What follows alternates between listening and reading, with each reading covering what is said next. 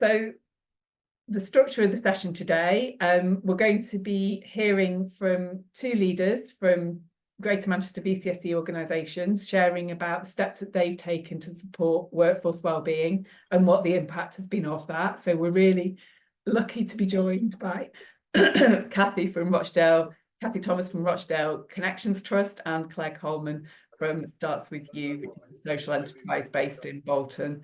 And I'll introduce them properly in a second. I think someone's just joined the session. If you could just mute yourself if you've just come in, just so that we can avoid any kind of feedback coming through. So we're going to begin today by hearing from Cathy and Claire, sharing about their experiences of leading organisations, and then there'll be some time to reflect together in breakouts on how we support workforce wellbeing and what has kind of resonated with you during the session from what you've heard so far, and a chance for you to network a little bit with each other as well. There'll then be some open Q&A. I'm just going to pause for a second. Just could whoever has joined the session just mute, or Katie, are you able to possibly go in and mute? Sorry, just because it's quite a lot of feedback. Really important. I don't know. Brilliant, thank you. We're then going to have an open Q&A with our speakers, so a chance to ask any questions that you might have and a chance for them to answer, and that part of the session won't be recorded. And then we're going to finish just by exploring the Greater Manchester Wellbeing Toolkit. So this is a really useful resource which has been created by Greater Manchester Integrated Care Partnership, and it aims to support organisations to look proactively at how to create good, sustainable wellbeing cultures in our workplaces. So we're going to have a little look into that toolkit and some of the things that might be useful, some of the resources that might be useful for you organisations in the sector to access as part of that. I'm just going to pause there because I think we just need to sort out this issue. We've got two people joining us who work in the VCSE sector and lead in the VCSE sector in Greater Manchester with us today. So I'm just going to introduce them before we do a little bit more of an introduction around wellbeing. So welcome to Claire Calman. Claire is the Business and People Manager at Starts With You Limited, and Claire brings over a decade of experience in human resources in both the VCSE and private sectors, and her career has spanned health and property services, where she uses her expertise to increase organisational success and also increase employee satisfaction. She's part of the senior leadership team at the social enterprise Starts With You, and she oversees all aspects of business administration and human resources. So she's worked at Starts With You to help them secure the status as a real living wage employer, and also to achieve membership in the GM Good Employment Charter. And she's been working to create a really strong employee wellbeing support package, and she's going to be talking a bit more about that today. And we're also joined by Cathy. Cathy Thomas is the CEO of Rochdale Connections Trust. They're a charity covering the borough of Rochdale. Cathy's worked in the VCSE sector for nearly 40 years, and she's been the CEO of Rochdale Connections Trust for the past 16 years. She's grown the staff team from a team of 6 to 26, and Cathy really strongly believes that we have to take care of the staff so that they can take care of the children, the young people and the families and individuals that Rochdale Connection Trust supports. So she's drawn on best practice from other charities and businesses to develop a really comprehensive package of wellbeing support for the staff within their charity. And we're looking forward to hearing from you both very shortly. So before we come to you, I just want to share a little bit of background about the VCSE Workforce Development Project, and we're going to do and a little bit about definitions of wellbeing, and then we're going to move and hear from Cathy and Claire. Some of you may already be aware of the 10GM VCSE Workforce Development Project. It grew out of a piece of research around workforce development needs in the VCSE sector, which happened in 2019. And the purpose of the project has been around building workforce development capability in the VCSE sector. As part of the project, we've been working really closely with local infrastructure organisations to establish a workforce development hub. So we've now got a workforce development hub for the VCSE sector and also a recruitment hub for the sector. And these learning workshops are part of the Workforce Development Project. The project has been funded through NHS England, and the scope of the project has been across 6 key areas, so ranging from HR support through to recruitment, inclusion, personal development, leadership development and wellbeing. So these workshops have been part of what we've been offering around leadership and workforce development for the sector. So just a little bit of context around these terms, well-being and resilience. So I guess, you know, what we know and what the research is telling us about what's happening in our sector at the moment is that burnout is a really big issue for the sector. So there was a survey recently by Unite the Union which found that 69% of not-for-profit and charity workers are suffering from anxiety linked to an excessive hours culture. There was a VCSE sector barometer survey, which was undertaken by Nottingham Trent University in 2023, which found that 1 in 4 charities were saying that staff burnout was a cause of retention problems, and was actually impacting and halting charity services. So we know that staff wellbeing is really, really important within our sector, and we know that burnout is a really big issue for a lot of people in a lot of organisations at the moment. And I guess if we think about these terms, wellbeing and resilience, and just offer, I guess, a couple of definitions. So we can think of good wellbeing as being when we're able to be at our best at work and at home. And we all need something different to maintain good well-being for ourselves, depending on our circumstances, our context, and the influences that are happening in our lives. And then if we look at this term resilience, we can think of resilience as an ability of an individual to bounce back from a difficult situation or stressor.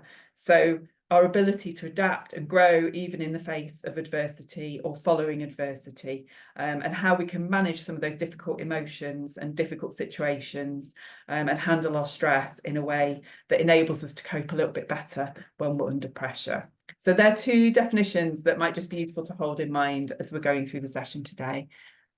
And we always begin these sessions just with a quick poll, because it's useful just to get a sense of where you are now, and just to also give you a chance just to check in with yourself as well.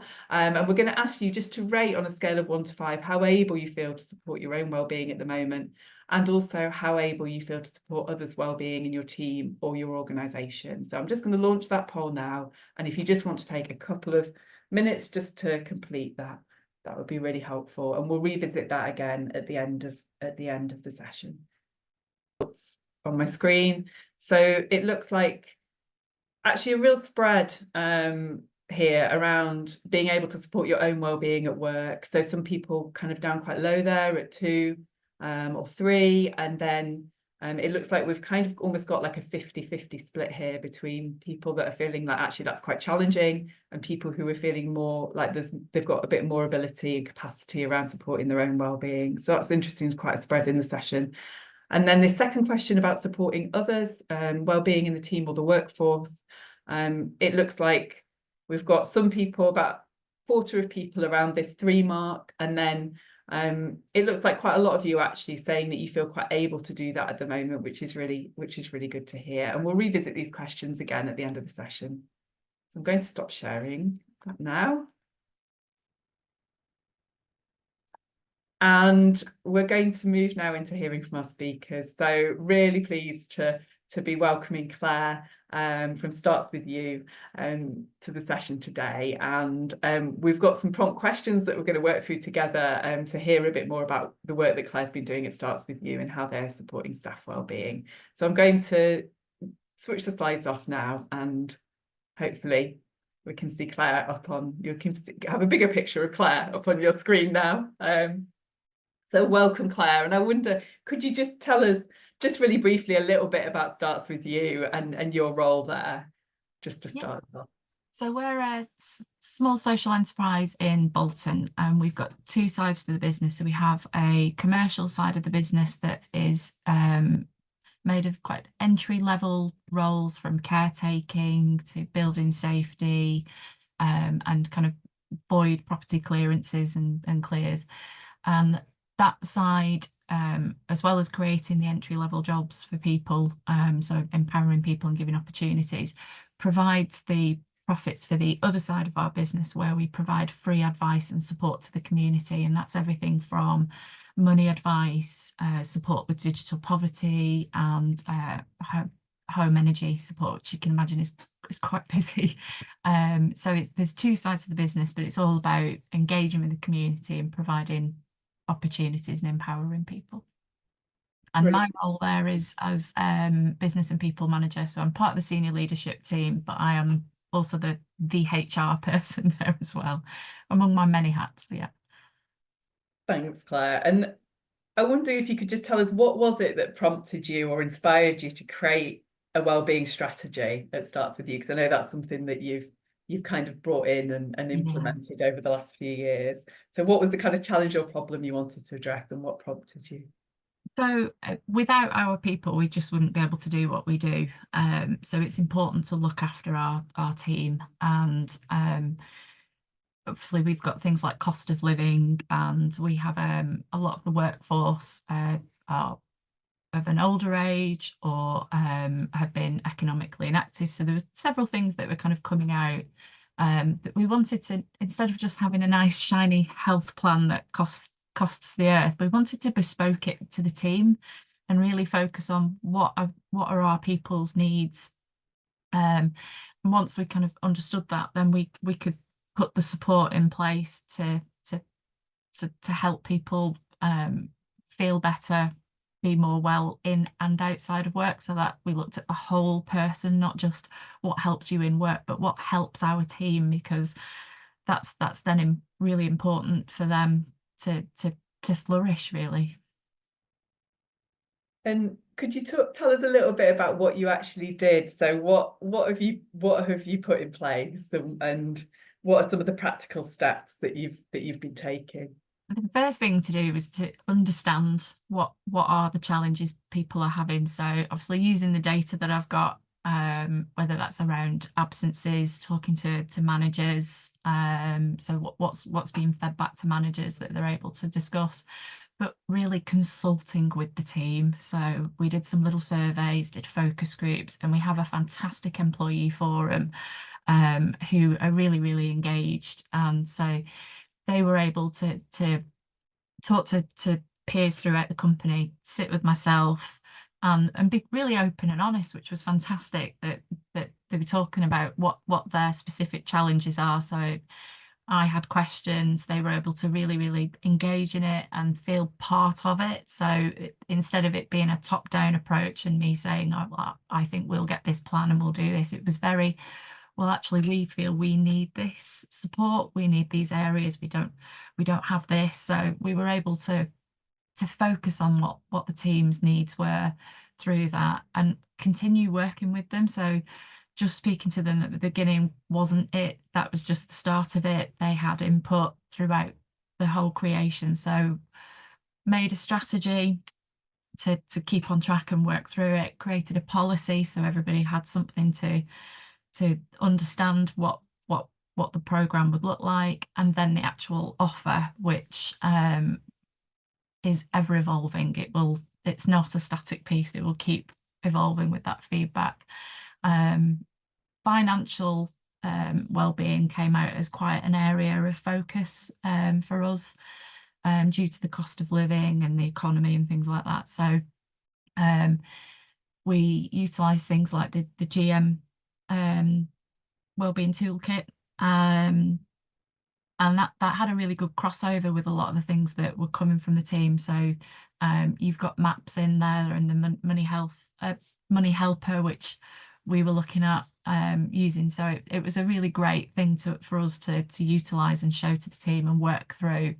And we looked at kind of workshops with different companies as well. So we partnered up with lots of different people within Bolton and GM, such as Age UK for financial support.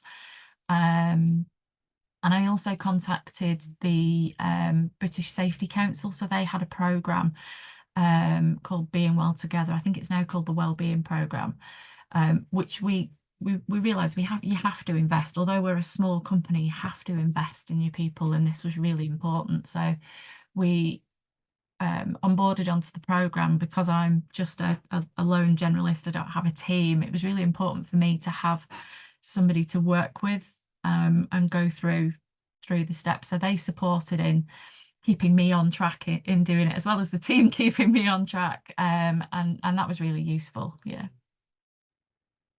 Thank you. And I wonder, because it sounds like you've taken quite a strategic approach. So you've not just been sort of doing things here and there or tinkering around the edges with things. And I wondered, what would you say are some of the benefits of actually working in that more strategic way around wellbeing and taking that planned approach? And I kind of wonder as well, like, just what has made that possible for you within your organisation? Like, what has made it possible for you to do it in that way as well?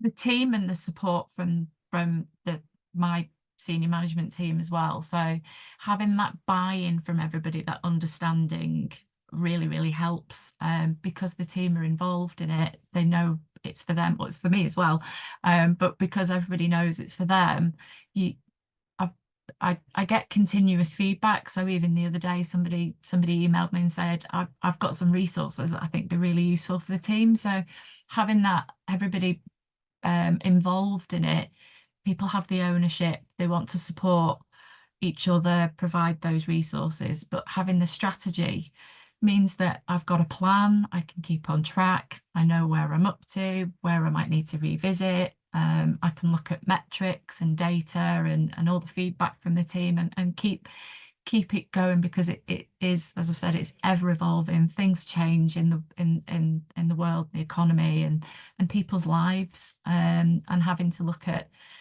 all of those different areas just on my own, got to have that strategy in place to keep going. Otherwise I'll be off on a tangent. So yeah, it does help.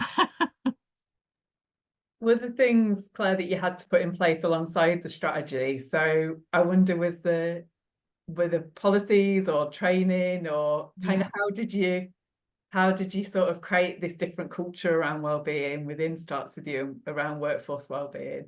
I think the culture was already there. We have got a really lovely culture, based on our values in the team, and the team are very engaged. But around the wellbeing side, I think it started to flourish as people became more interested, engaged in it. So we have created additional policies, some suggested by the team, which was fantastic. So we've got a menopause policy we introduced 18 months ago now, so suggested by the team, that then we had a little group internally around that as well. So there's a peer support group for many of us that we can engage with each other, and somebody's having a challenge, it's great to be able to have somewhere to go and how do you face this? Has anybody got any advice? We've done a large piece around resilience as well, and I know you mentioned that at the beginning, and that was so important for us. Having the team feel more resilient, have that training, and understand how to manage situations, not just in work but in their lives, has been a huge impact, because they feel in a better place to support their customers. So we're giving a lot of advice and meeting a lot of vulnerable people. So if they feel better in themselves and able to manage that and talk openly, it supports them to do what they need to do as well. And I wonder, sort of, thinking about what you've brought in and what you've developed, and I know people will probably have, potentially some questions when we come to the Q&A around what you've offered, but I wonder kind of what impact have you seen? So what has changed, or what is different? What impact has there been on staff wellbeing from the work that you've been doing? The engagement's definitely gone up through it, because we've done lots of work around engagement, but having something that the team can really own has helped. We did not have any long-term sickness last year because people were engaging early, so they feel more able to speak, whether it's to peers. We have a lot of internal support, so we have things like mental health first aiders, whether they spoke to their peers or to their managers to get that early intervention and utilize everything. We do a lot of signposting. So as I said, we work with a lot of partners where we can't offer the support, but we know who can.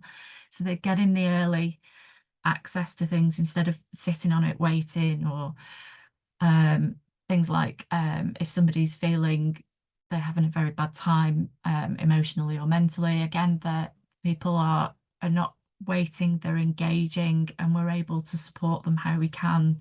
And yeah, that's been a huge impact. I'd say that engagement and people feeling valued. Yeah. Great, thank you. And I guess just a last question around, I wonder how do you support your own well-being doing this work around workforce well-being? So I guess that thinking about, you know, self as well as that focus on others. So how do you sort of look after yourself, support yourself within this work? Well, I use our strategy, so I do use things within it because it is good. And we have our own EAP program through an external company, which is great because it's 24/7. And it's good, it's great for me, but also it extends to anybody in your household as well. So that's a fantastic approach. But because we have that culture of openness and feeling valued, I feel I can also talk to my colleagues and my line manager. So if my stress bucket starts filling, I know where to go, I know where the resources are. And I also engage in all the training and things. But I'm a perpetual learner, so I also go out and seek things, whether I'm doing it for myself or always putting it in the offer. So yeah, it's available and I utilize it. Yeah.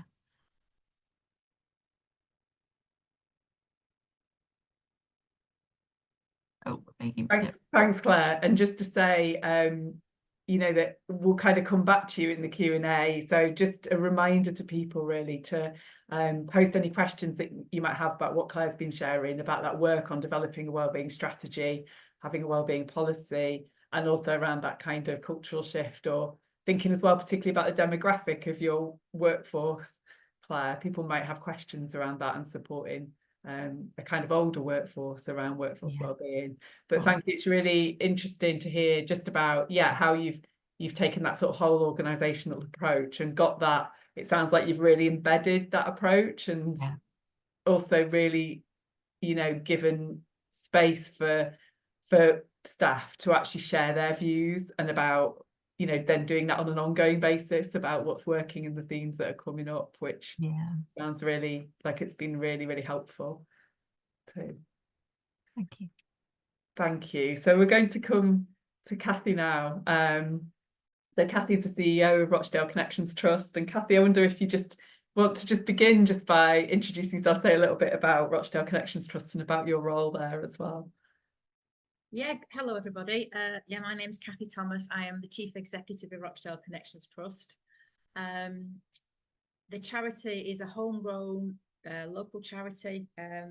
We developed the charity from the Magistrates Court 25 years ago. Local magistrates kept seeing young people coming through the court system who didn't have a lot of parental support and they weren't enrolled with the school. So a few magistrates got together, I was one of them back then, and decided that we needed a charity to train volunteer mentors to work with these young people, to show them they could have a different path. I was a regional director of a national mentoring organisation for about 4 years, and my post was being moved to the Midlands after a secondment to the prison service for a while, and the manager here was quite poorly, so the trustees asked me to take the chief exec role on board. So I came in 2008, and listening to the staff, realised that a lot of the issues that the young people face were because the parents were facing a lot of issues. So we then started working with adults. So now our offer is a lot of support around domestic abuse. So we work with children who've been affected by domestic abuse, women survivors, and we work with some men who want to change their behaviour. But we also have an in-house counselling scheme where participants can come and access a counsellor within about 2 or 3 weeks of them joining us. We have a respectful relationships course. We have a contract with probation to work with men on probation. We have a small project working with local prisons. Yeah, so we do lots and lots of bits and pieces really. So when I first came here, we had 5 or 6 employees. So my role was as a chief exec, everything that you do. So personnel, finance, risk assessment, all of those kind of roles rolled into one. But now it's different. I have staff members who take on different roles for the organisation, which is great. Thanks, Kathy. And I wonder, sort of similar to how we began with Claire, I wonder what sort of prompted you to start to do this work around workforce wellbeing and to implement some of the wellbeing support that you've brought in at Rochdale Connections Trust. I guess for me, it's trying to have a mixture of things that don't cost you anything or very little, but then having other kind of ideas that obviously does have a cost, and building that in, and how you're going to pay for that kind of support, maybe through money that you receive that is unrestricted, or we're fortunate that we sublease a property to the NHS on an estate, and we get some income from that. So I put some money aside for staff wellbeing from that pot. But I guess I started because when I first took over, we weren't in a great financial position at all, and weren't able to offer the staff a pay rise, which was very difficult at the time. And I remember going to a business meeting with some local businesses, and one of the businesses said that he gave his employees a day off for their birthday. And that didn't cost anything. Obviously, it does have an impact, but it didn't physically cost any more money. And I thought, that's quite nice. Maybe we should do that. So that's what we started doing, really, to think about ways in how we could support staff that cost us very little because we didn't have a lot of money. So that's probably where we started. And it's just gone on from there, really. And I think at the beginning it was a bit of a scattergun approach, because it was probably about 2009, 2010. It was a bit of a scattergun approach in terms of, well, what else can we do? And then I guess it became more strategic when I looked at the whole organisation risk assessment back in about 2018, and looked at the risk to not supporting staff properly, I guess, and the knock-on effects that can have on the charity, on the work. And I guess that's when we thought, no, we do need to have a bit more of a strategic approach to this. And I wonder, could you tell us about what you've done? So tell us a bit more about that approach to workforce wellbeing. What are some of the things you've introduced, and what are some of the impacts that you've seen? Yeah, well, when we were putting together the list, after we discussed initially, I thought, crikey, we do an awful lot. But yeah, so as I say, some things cost us some money, some things don't. So we have flexible working when people need some time to attend to different things at home. They just arrange that with a line manager. We have a couple of days a year where we just take staff out for the day. So we've been on the train to Hebden Bridge and had a nice day out. We've been to the park and had a picnic. So we just have a couple of days doing that. The trustees give out all the staff 3 extra days at Christmas. So we close down for that Christmas week, which is it's always very welcome for staff to have that time off then. We take staff away if they want to come away and have a residential in January. So we hire a house in Wales that sleeps about 26 people, I think, and it has lovely facilities there. So we have one training day during that time, and staff can come and stay for a couple of nights if they want to, and go out with some other staff members to do some walking or whatever they want to do. And I think it costs us we cost it last year £167 per person for the stay and for the food and for the travel. So when you break it down, not very little really, and it means such a lot to some people. Unfortunately, some people can't stay, but they do come for the day, the training day, and then they come back, and we give them a little bit of extra time off as well. We have an employee assistance program as well. So people have access to external counsellors if they want. Because we have an internal counselling service, We have lots of trained people who can listen if needed. So the staff are quite supportive with each other, you know, when they can be. We've looked at things like competitive salaries. So, for instance, we used to give salary increase of 3-4%. Past 2 years, staff have had 15%. They've had a 5% and a 10%, and we've taken some money out of reserves to do that because felt it's been very needed. So people have their birthdays off. When we go to the Wales, we generally have a meeting there and discuss what else we could do, what's working, what's not working, and out of that we came that we should have an employee of the month, and everybody votes for somebody. They have a little trophy that they put on the desk. They get to go out for lunch with the chair of the trustees. So we wait till there's 2 or 3 people, and then the chair of trustees takes them out for lunch, which is quite nice. It's good for her because she can get to know the staff a bit better and understand their work a bit better. And it's nice for people just to have a nice lunch out. That's lovely. We have a weekly bulletin where we highlight anything that people need to know about. Because we have a staff team now of 26, it's always difficult to kind of tell everybody all the same things. Some people miss things if they're on annual leave or if they're not in the office. So we have a staff bulletin every Monday where we update people on what's going on and the things that are coming up. For some staff, because they're dealing with domestic abuse, it can be quite traumatic for them, vicarious trauma. So people have access to external supervision if they feel they need it. We have every member of staff gets a mug when they've passed the probation, which tells people what they want to drink. So that's very handy. We have regular reviews. Like Claire was saying, that our team also were involved in re-looking at the values of the organisation. And we took what they said and we took that to the trustees, and that was approved. So they feel like they've had that buy-in and that they've been valued enough to kind of make sure that they feel that their moral compass is taken care of in terms of the way that the charity is going and what the charity values are. We have extended sick pay. Staff do a lot of training, a lot of free training if we can get hold of it, and then we look at specific training needs of staff to upskill them, to develop them in their own careers. If we don't have positions for people but they want to go on to do something, we try and encourage that. We have a bring and share a couple of days a year where we all bring a dish in, and that is really to promote cultural awareness as well. So they generally bring in a dish that means something from their culture, and we share that. That's quite nice.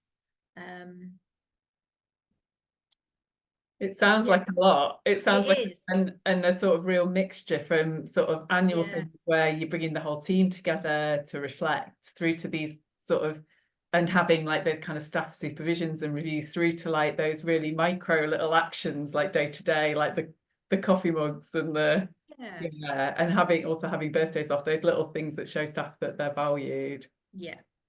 But I kind of wonder, thinking about, you know, how you created that culture within Rochdale Connections Trust where that well-being, you know, is valued or it is seen as a priority. How have you done that? So I'm wondering about, you know, how you got your board on board with that, or how, you know, how have you managed to get to this point where it really is seen as a priority? I think we've always tried to have that right from the beginning. So even though we didn't have a lot of money at the beginning, there was always staff training days, staff away days, that kind of thing. And I think because it's grown and we've taken on board ideas from different places, and people have come back and said, oh, they do this in that organisation, and we thought, oh, is that appropriate for us? Can we do that? Should we do that?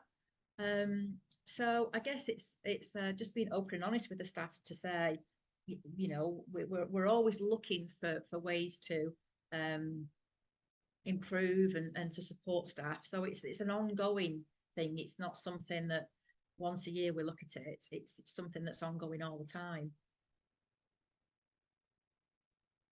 And do you feel like you've got that sort of autonomy, like as CEO, like you've got that autonomy just to actually kind of move forward with it?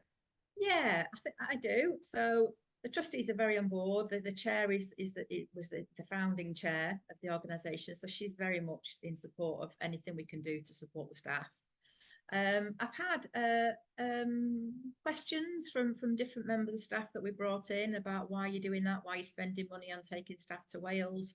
It's not really, you shouldn't really be spending money doing that. But I firmly believe that's a lovely, really worthwhile thing to do, because when we do that, we have totally different conversations with staff members, and we get to find out what's going on for them.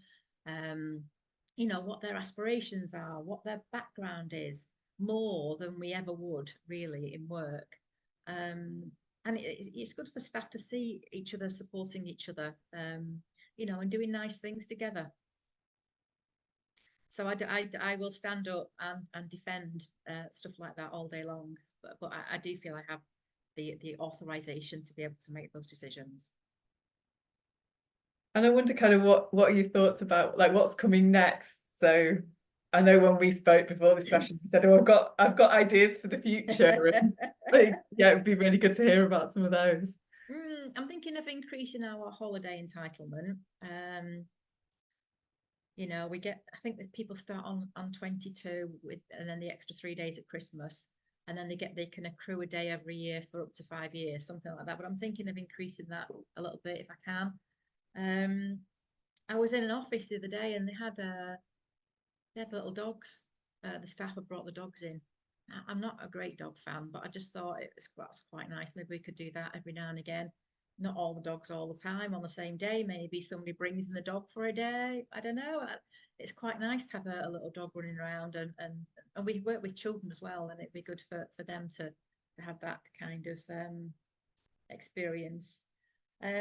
Another organisation, local organisation, gives people an extra month holiday if their sickness record has been good for the past 3 years. I quite like that idea, but for some people they can't help being sick, and you know what I mean. So I'm still trying to get my head around that one, whether we do something like that.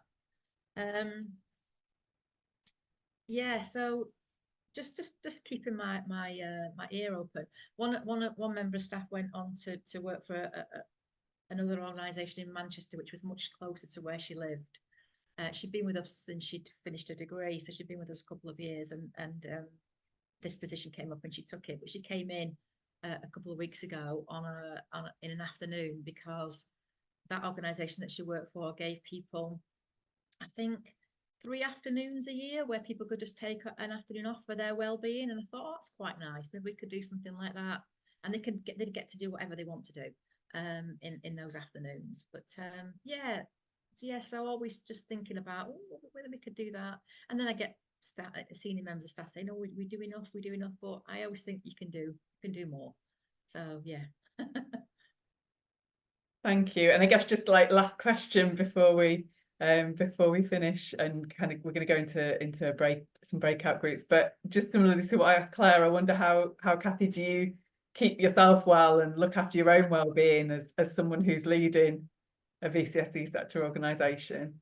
I think it's been a struggle at times, if I'm honest with you. And as a chief exec, you've got to be really careful that you show your vulnerability, because you know that's what you should do with staff. They should see that, you know, you're not always in the best place, I guess, sometimes. So, but then also on the other side of it, you know, you do carry a lot as a chief exec in terms of, you know, risk and issues around funding, and make sure you've got enough funding to keep the staff that you have.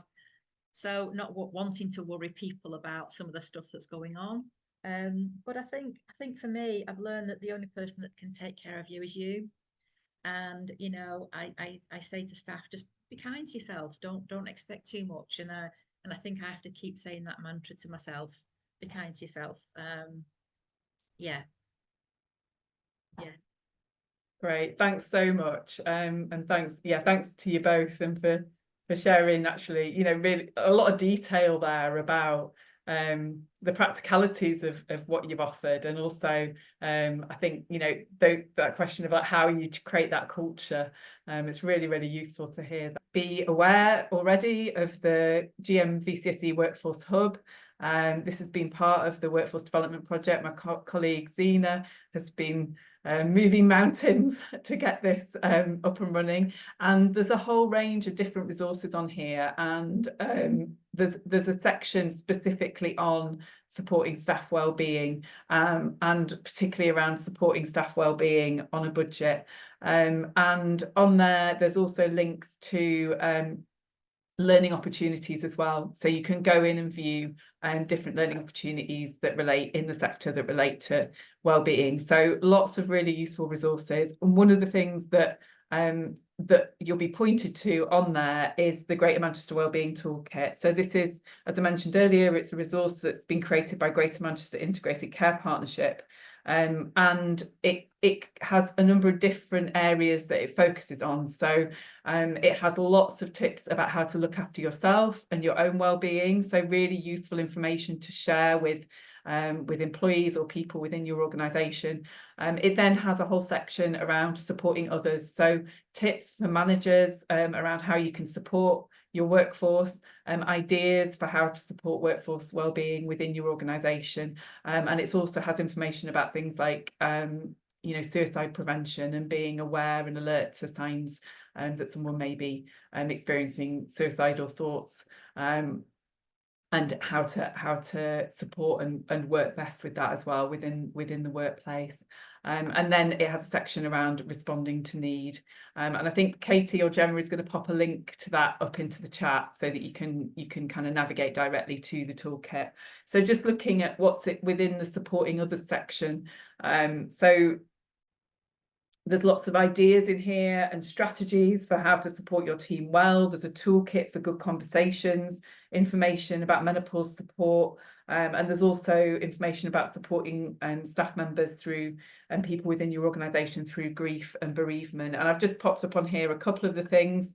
So there's, you know, supporting your team, best practice for managers, information there around how to start conversations. There's a link to a tool around how to like a structure for having wellbeing conversations for managers, and then there's also information about what it means to be a wellbeing champion within your organisation, and how you could set up having somebody as a wellbeing champion, and who's someone that people can go to and is a named person within your organisation. So I'd really encourage you to have a look at the toolkit, just because I think it's a really, really good resource. It's got some really good tips around hybrid working as well in there, and it's got all the information in one place. There's a lot of useful links and signposting to other services as well within Greater Manchester that you might want to make your staff teams aware of too. Something that you also might want to have a go at is the Greater Manchester Wellbeing Quiz. So this is a series of questions that you answer, and then what happens is it'll actually make some recommendations for you based on your answers and signpost you to some specific parts of the toolkit as well. So that can be really useful, and that's open to VCSE organisations to fill in and complete. And they're actually looking for more people from VCSE sector organisations to use that quiz and to use that quiz within your organisations. And I think, you know, just, you know, we've been talking about wellbeing today, we've been talking about burnout, and just, you know, just to say that if for yourself or, you know, for people in your team, you know, just to be mindful and aware of some of those warning signs really, of when actually you might need to get some additional support. So just thinking about, you know, if you're struggling to focus, if you're noticing a difference in your behaviours, then, you know, reach out and ask for help. You know, that might be about going to your GP, it might be about accessing one of the support services which is in the GM Wellbeing Toolkit. Okay, and do feel free to pop, I know Katie's been popping, or Gemma's been popping some links into the chat to the quiz and also to the Wellbeing Toolkit, but do also feel free to ask any questions that you might have about those there as well. So we're just going to do a final providing tech support. So thanks, Laura. Hope to see some of you on the 10th of July for the final workshop. Thanks, Laura. Bye. Bye.